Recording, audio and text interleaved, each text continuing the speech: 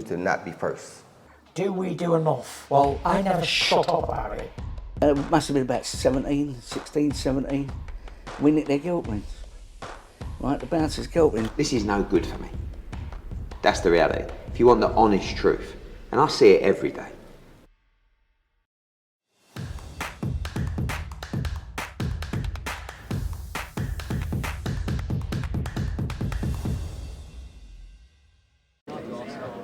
Andrew McCART, IFL TV. I'm here in Manchester and I'm delighted to be joined by Mr. Johnny Nelson. Johnny, we're here for a huge fight night on Liam Smith against Chris Eubank Jr., the rematch. But I've got to talk about last weekend because it seems like you're one of the few, or the small percentage that says that was a body shot that Usyk landed on, Dubois landed on Usyk. I just want to, if you can elaborate on that. Yeah, well, I, as far as I was concerned, it wasn't illegal. As far as I was concerned, what Usyk did was he showed how rounded he was as a fighter to take advantage of a situation that benefited him. I keep using football as the example. You know, you watch football, a ball will get tripped or flicked on the ear, roll around 15 times, and you know until play is made in their favour. Usyk did exactly the same. He was hit with a body shot. The referee, human error. The referee looked and thought, yeah, it's body shot, and gave him the time. And but if the referee started counting, Usyk would have got his ass up, hurt or not. He'd have run around the ring, he'd have held on to him, whatever. He'd have tried to survive the round.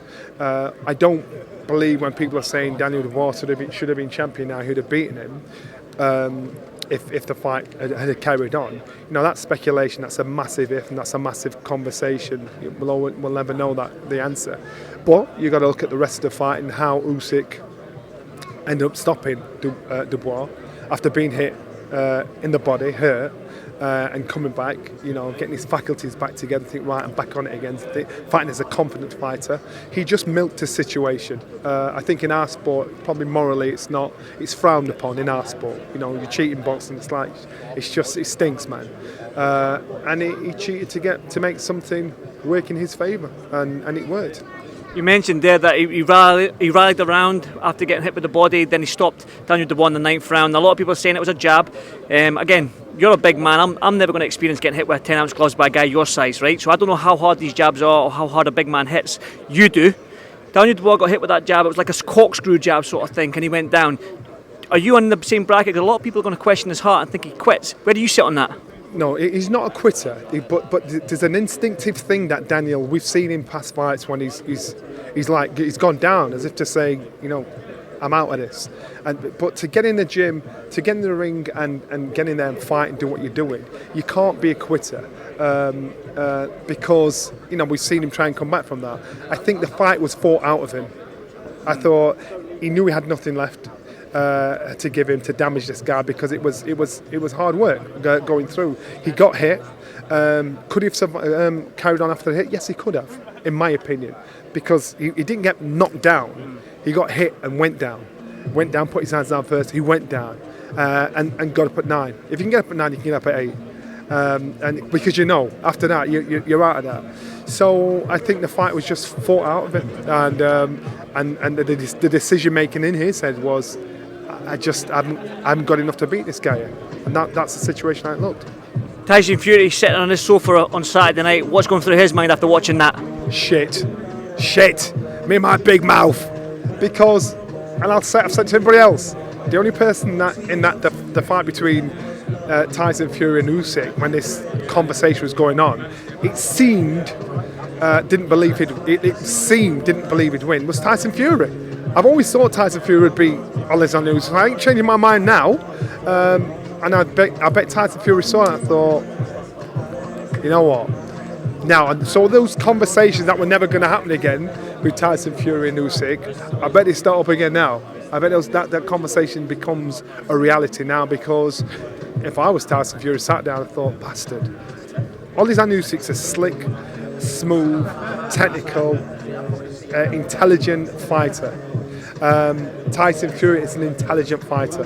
May not be as slick as Alexander Usyk. It may not be as technically astute as Alexander Usyk, but he can fight.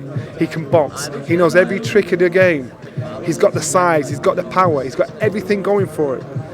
So now Tyson Fury again, he's got to look in there and think, what was I doing, man? You know, and I think Tyson Fury will be frustrated himself watching that. One more before we talk about this huge fight, because I think the public workout's about to start. Eddie Hearn and Matchroom, they've had another failed drug test in Robert Helenius. They've had Alicia Boomgard, Conor Benn, Dillian White on their shows, even though they don't work with Dillian White. They're obviously testing more, which is good to see. Do you believe that every promoter, Frank Warren, Ben, and I don't know what Ben Shalom and boxing are doing, but do you think that more testing needs to happen in boxing because Eddie Hearn is sort of catching them, so to speak?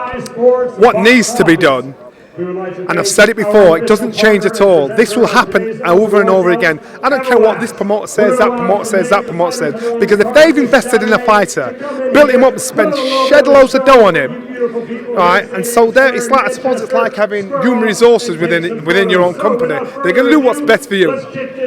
What needs to be done is the governing bodies need to make everybody accountable for a failed drug test, and that way there would be less people trying to bend the rules that suit in their favour. If everybody's accountable, if you're fighting, your corner man, your second man, your waterman, everybody that gets in, that's working with you, that gets in with you, if you fail the drug test, it shouldn't be just you that suffers the consequences. It should be everybody that is with you. And trust me, you're the fighter. You might be fighting 2 or 3 times a week, a year. Your team want to work. Your team want to work with other fighters. If they're banned and they get the same 2-year ban that you get, they're going to think, yo, I got to make a living. I'm not turning a blind eye to this. I don't want to get involved in this. That's where the difference will be made.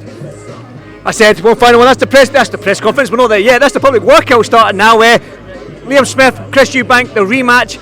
I, for one, I enjoyed the first fight, the build-up to it as well. As a boxing fan, you love the build-up to these fights when they're going back and forth and there's animosity between them.